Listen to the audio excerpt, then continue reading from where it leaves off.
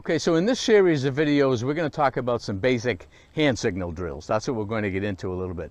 And the skill required before you can begin any hand signals is it's nice if you've been working with the dog with a line, because that's a hand signal in itself. The dog is taking a hand signal to go out in a straight line and come back in a straight line.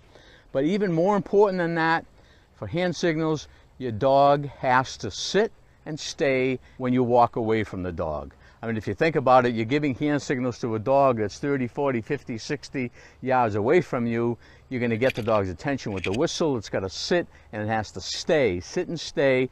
Sit. Hey, heel. Hey, come on.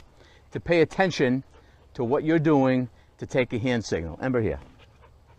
Sit. Stay. Good girl.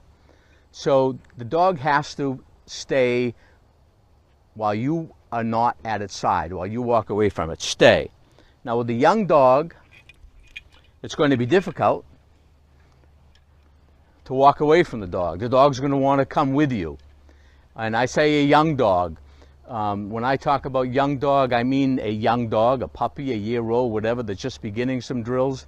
But also a dog that hasn't done this before. If you have a 3-year-old dog that's never been asked to sit and stay while you walk away from it, when you begin to do it, it's going to be difficult. The dog's going to want to come with you, and the dog's going to cheat. So when you start off, heel, stay, stay. When you're first doing this, you make sure the dog is sitting and you tell it to stay. And as you walk away, stay.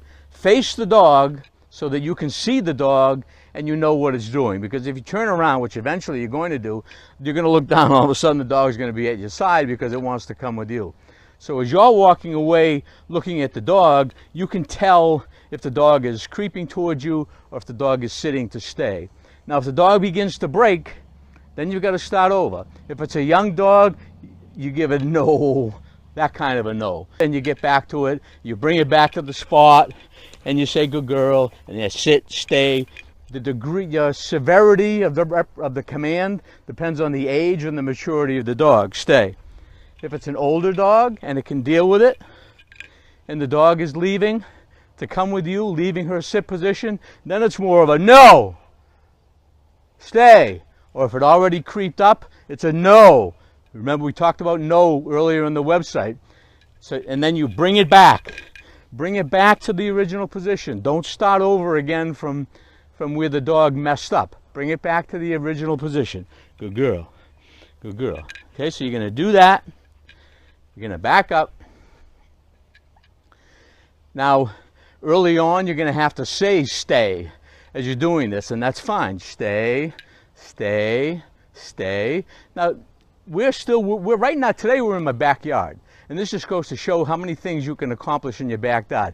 You don't need to get out into the field or down to the pond or the river. You can accomplish a lot of drills, especially beginning drills, fundamental drills in small spaces. Again, theoretically, you could do this in your kitchen. Okay, good girl. So when you want to release the dog, for now you give it an okay, and the dog's happy, and it's going to come. And it's going to come to you. Then you bring it back. You do it again. Ember here. Ember here. Sit. Stay. And again, young dog, new dog to this drill. You're walking away from the dog. Now I'm not going to go further than this, but you have to use your judgment with all drills. A lot of the drills that I do with you here, we're doing them at short distance. You know, you don't need to see me walk 60 yards out into a field to show you that she can sit while I go that far away. So you need to determine the maturity of your own dog as to how long the dog will sit before you begin to lengthen that distance. And don't try to bring it to 50 yards because you think the dog's tougher if it does that. Don't expand further than the dog will go. And if the dog can't go as far as you are, or if she messes up, you bring it back and you start over again. Okay. Good girl. Good girl. Good girl. Sit. Good girl. For hand signals, the dog has to sit and stay at a distance from you. It just has to happen that way. You start small, you get bigger, but you always insist on it, and don't get too far ahead of yourself.